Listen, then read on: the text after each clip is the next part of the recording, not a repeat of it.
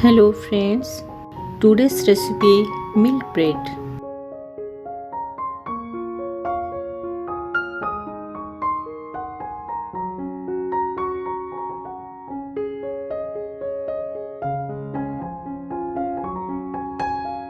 Warm water 1/3 cup and 2 tablespoons. Sugar 1 teaspoon. Yeast half teaspoon. Milk powder 1 tablespoon. Mix well.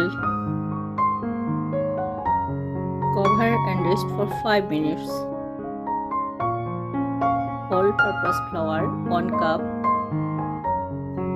Salt to taste. Oil 1 teaspoon.